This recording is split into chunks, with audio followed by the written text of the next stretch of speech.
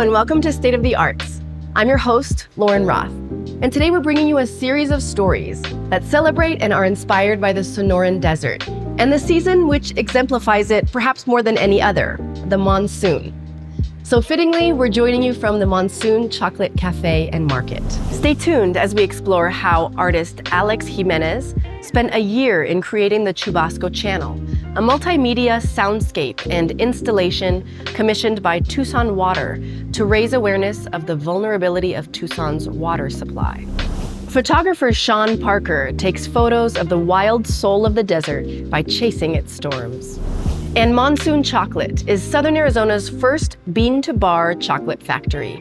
A committed group of artisans take on the labor-intensive process of turning cacao into chocolate bars, confections, and visually striking bonbons.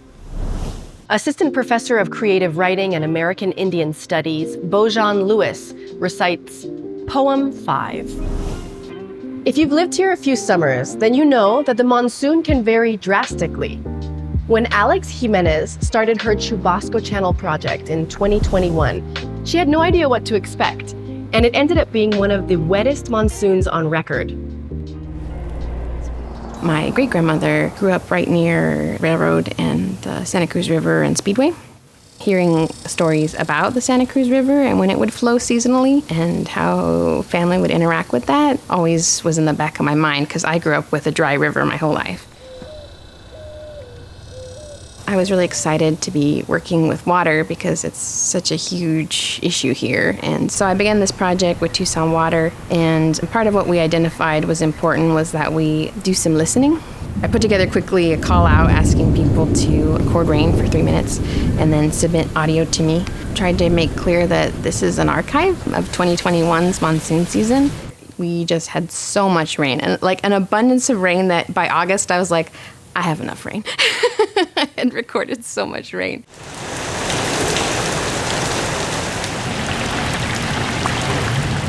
I really like the idea of trying to get a network of people out there listening at the same time. And so I wanted to activate the Santa Cruz River with this audio archive. And I knew right away that I was going to have to find someone who had the talent and the interest, who'd want to work with me on shaping this idea. And I found that in Logan. And it's been really exciting to bring our different creative ideas about how things look and sound, because I've been doing animations for the project, and Logan got looped into animating with me.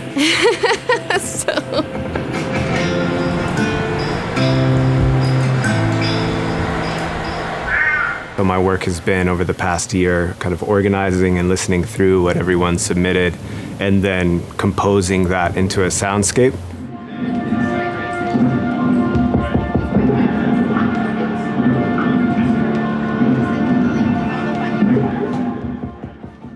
This is something I've dreamed of for a long time, that array of 10 speakers in total. Each speaker will be playing a different sample.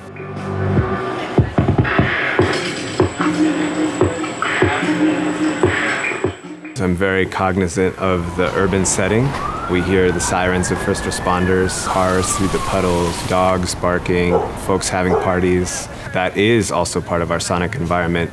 And so I've learned to think about distance a lot with sound, and it's up to the user to walk through and feel the different blends of the different channels. It sounds crazy.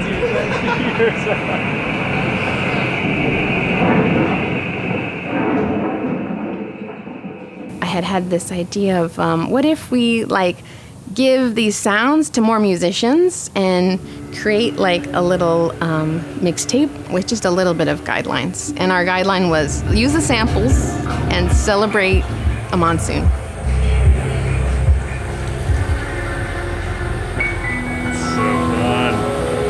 So there was every kind of sound related to the monsoon. So there was distant thunder, just the cicadas, pre-rains, the grasses blowing in the wind, the downpour, massive thunderstorms, animals like the crickets and the spadefoot. I was thinking it as a tension and release, kind of like the heat build, the release of the rains coming. And then that euphoric feeling was kind of what I was going for.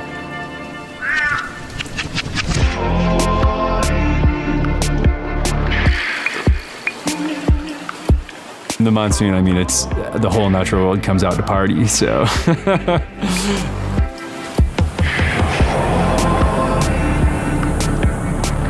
I knew that Dia de San Juan would be a really important event to bring together all that I'd been working on, because it is a local celebration of the coming of the monsoon seasons. I and other Tucsonans who've been here for generations, we can tell the difference. Monsoons have changed a lot. You could count on, like clockwork, the afternoon, the clouds would roll in, and you'd see them start building, and then they'd roll over the city, and some people would get rain and some people wouldn't. So climate change has really messed with our monsoon cycle. I never want my children or my children's children's experience of rain only to be in an art installation. And so I think there's a real time for action, that something each of us can do in our own way, and thinking about the fact that more water falls in rain on the Tucson metro area than we use as a municipality in a year. And so thinking about how we can change our built environment is going to be something that is a necessity in the time to come.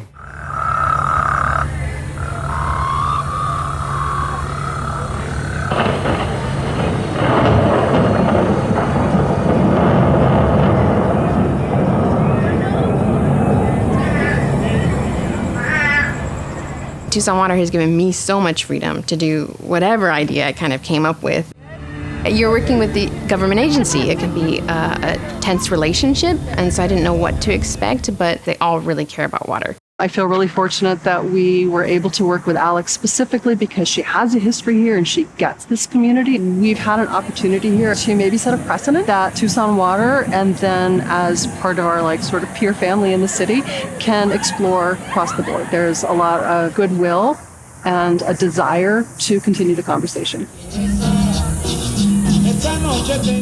The Chubasco channel and mixtape will live on YouTube on Tucson Water's website to be listened to whenever you're missing the rain.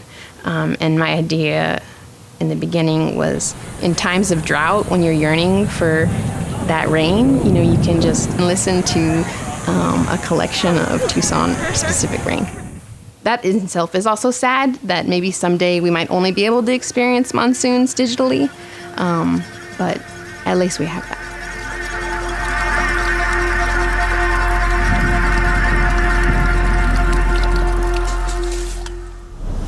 Tucson is often considered the lightning photography capital of the world.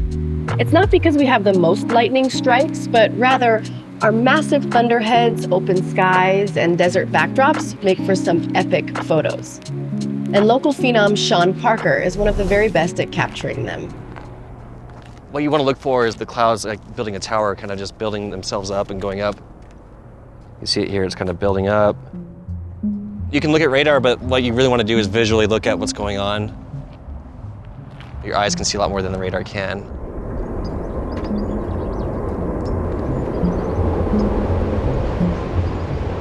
Yeah, dude, let's do that drive. Let's head down to Green Valley. The cumulus towers are going up over here, which should produce some good stuff.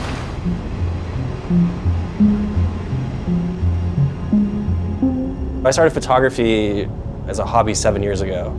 I was 24.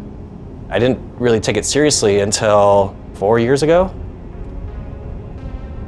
I started coming into work late because I was up all night taking photos, and once I was working, I was just like, I don't want to do this anymore.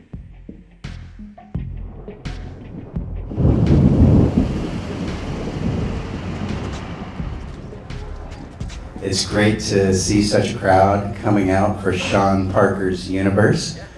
We're really excited to explore Sean's journey to becoming a world-renowned astrophotographer and time-lapse cinematographer. Let's give a warm welcome. We're thrilled to have him here tonight, Sean Parker.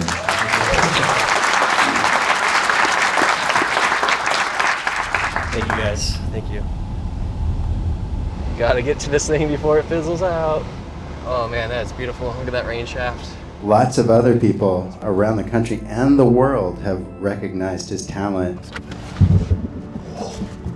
His images have been featured in Smithsonian Magazine, Arizona Highways, the New York Times. Oh, dude! And he's been called upon to work for major companies like the Discovery Channel, the BBC, LG Electronics, and Samsung. He is Arizona native, and we're really pleased that he got his start here in Tucson, Arizona.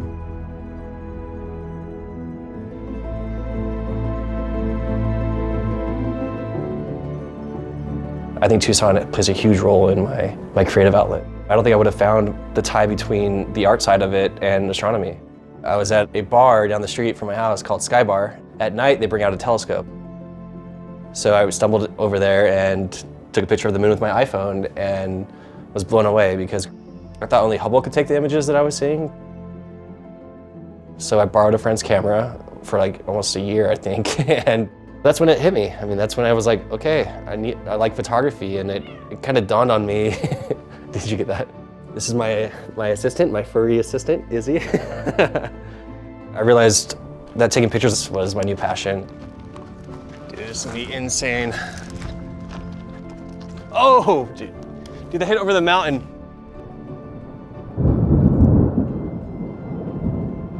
Oh, dude, oh my God. Woo! That was right over it. Oh my God. At a certain point, you were posting online and you started getting more and more followers. Yeah. And you realized something's happening here. Can you talk about how that took place? Yeah, I think I started posting in 2012. So I would post to every Facebook page, every Facebook group. I would email like editors and just to share my work on social media. Once I turned my photography into a business, I really had to study how to market it. I would see what other people were doing and do that, but add my own twist to it and experiment with it. Back when the Facebook pages day, they were kind of still developing like the likes and all that. There was this one image where it said Sean had like 150,000 people like this. And I'm like, what? So there's only like 2,000 followers on here. How is this possible? And then I commented, I said one day.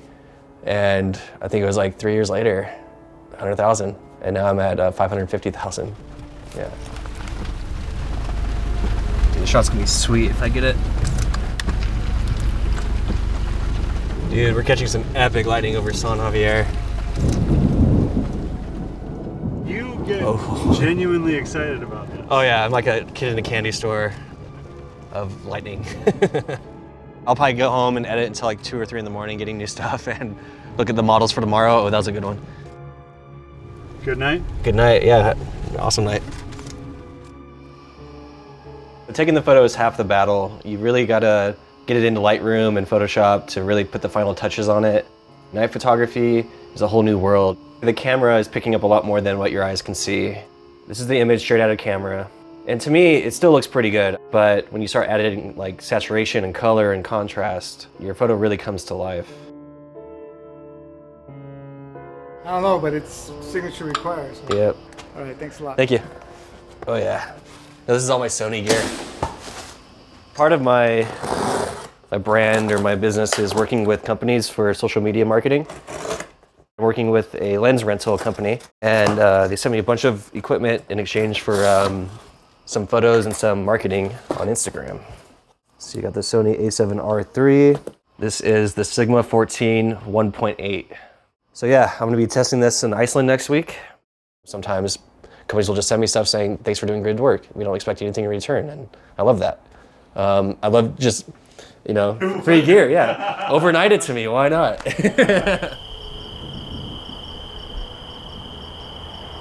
All right, guys, just follow me. Oh, let's get our headlamps on.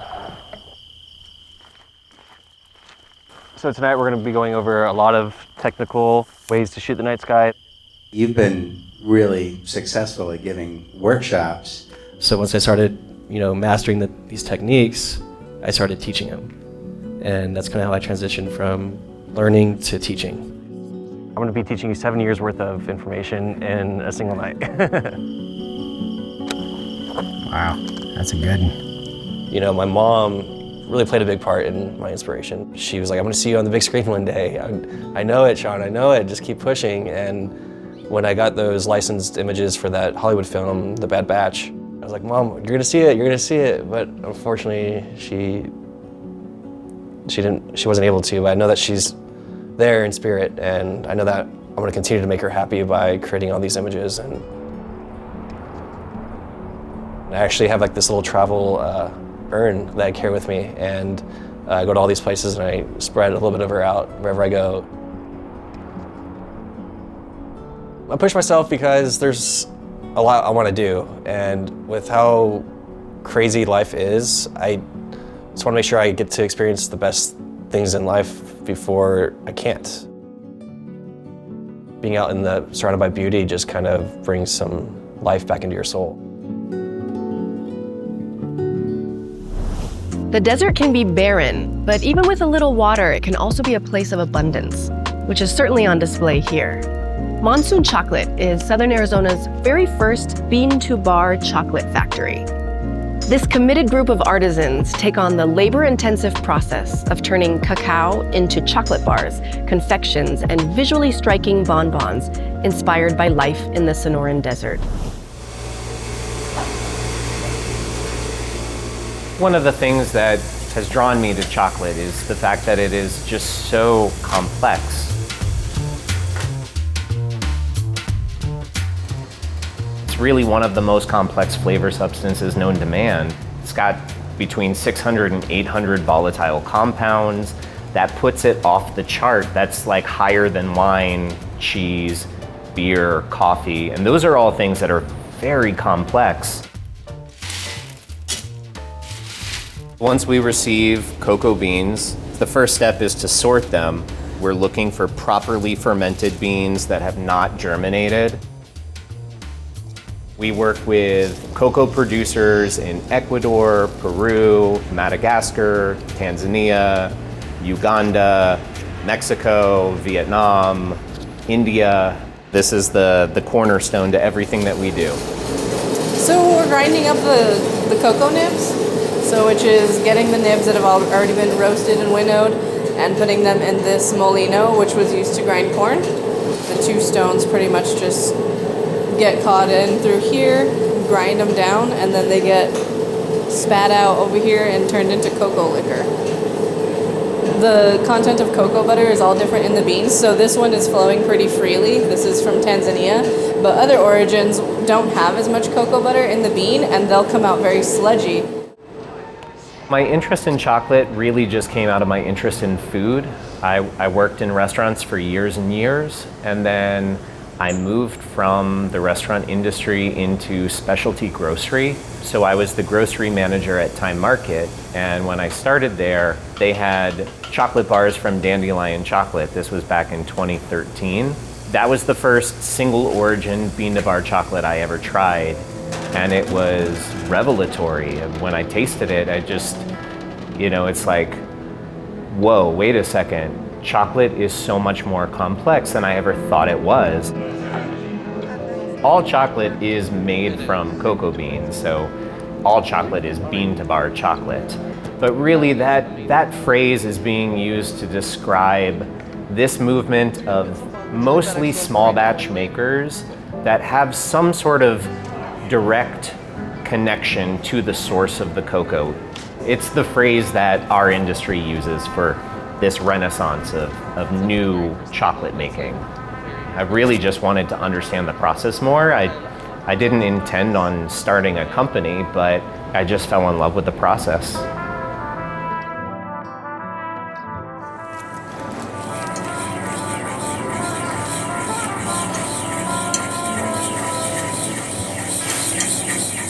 One of my favorite bonbon flavors is the black pepper caramel with white chocolate rose petal ganache.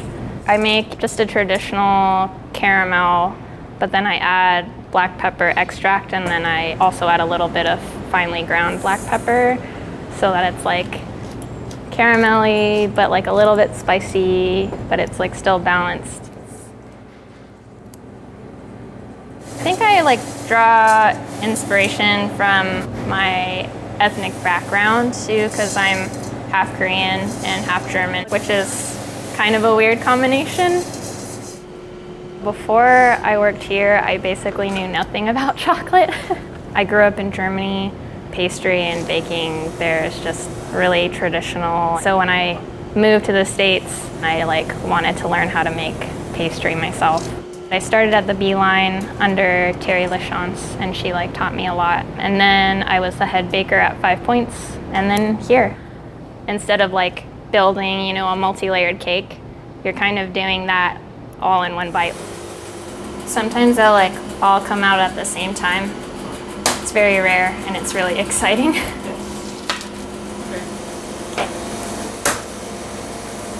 Ah, perfect crack out. Visual is always the first thing that attracts someone or intrigues them at least. So this is our prickly pear caramel bonbon. There are 3 different colored cocoa butter colors. So there's the white splatter, which it's just Jackson Pollock, you just stand there and you just kind of fling the cocoa butter on the mold and it does its own thing. After that, there is this light shimmery purple that we just use our finger and we just swipe in the mold. So it gives it a little bit of depth and texture. And then behind that is the dark purple, which just then really helps the rest of it pop. These are some of the variety of bonbons that we have to offer. Typically it starts with a flavor. Adam and Athena think of a fun flavor to do. And from there we just kind of think, well, what kind of colors, what kind of decor would make sense for that flavor? It took me a good amount of time to be able to get this kind of motion to work for me. I was really clumsy at first. I've been an artist most of my life. I went from painting and drawing into ceramics and just kind of stumbled into this. Using colored cocoa butter as a medium wasn't anything I had thought of, but once I started doing it, it was fun.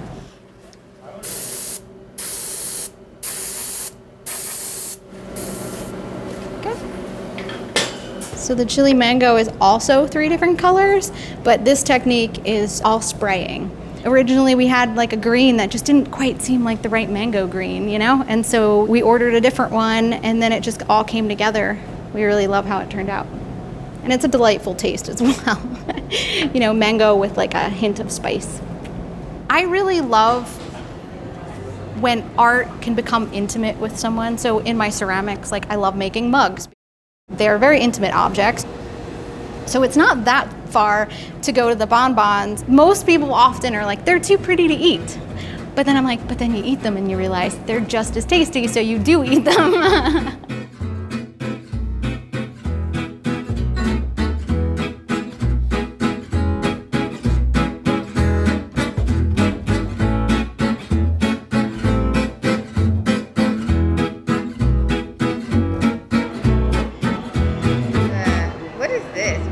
Chitapin. So chitapin is a chili. And The whiskey dobak. Alrighty, my friend. And I can ring you up right at the register. We view this as an opportunity to really connect our food shed here in the Sonoran Desert to the chocolate movement. Things like mesquite pod, chiltepin peppers, blue corn. So we get to share those ingredients with the greater chocolate community. And then simultaneously we get to share bean to bar chocolate with Tucson. Those are homemade marshmallows. You have to try one. Do you want to take a sample of our hot chocolate? It's been pretty incredible to watch this grow. I'm really proud of everyone, and even, including myself, to have got to this point. And would you like those bonbons for here to go? It's been a whole bunch of things. I mean, it's been really exhilarating and really stressful. We've only been open for a little over a year, but then we just won 14 International Chocolate Awards, and it's kind of a big deal. We feel really fortunate to be in this community, really fortunate to be in this location. We set out to offer a really high quality product, and I think really that's where we're focused.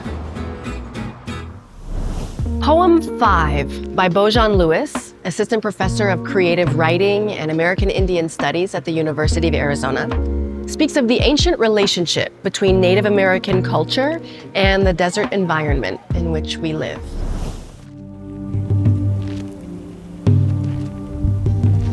Each year, cool monsoons show up hot with tension and startles the desert. Many of my friends, addicts and recovering, are soundless deserts. A lightning-struck tree, beware of its falling ash. The bright ochre sun.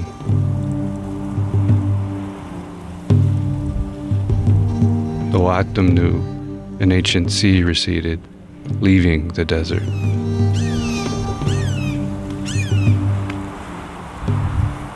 Shamasana says, listen, presses a buck knife into my young hand. Cut a yucca spike. The bayonet end won't hurt like summer deserts.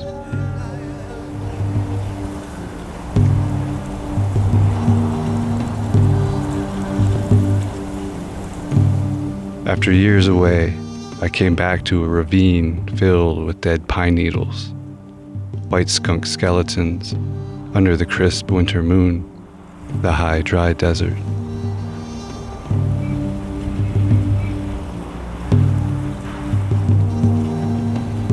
I love this odd man whose hometown burnt to the ground. Ash, capitalism, where suffering is, accelerants devour a pine cone desert.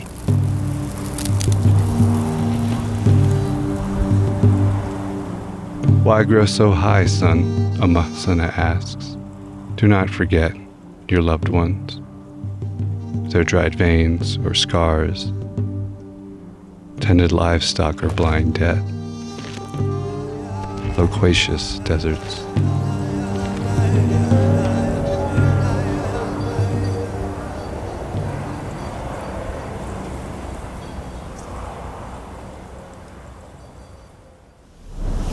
Thanks so much for joining us here on State of the Arts. I'm Lauren Roth. Enjoy the rest of the monsoon, and please stay safe out there.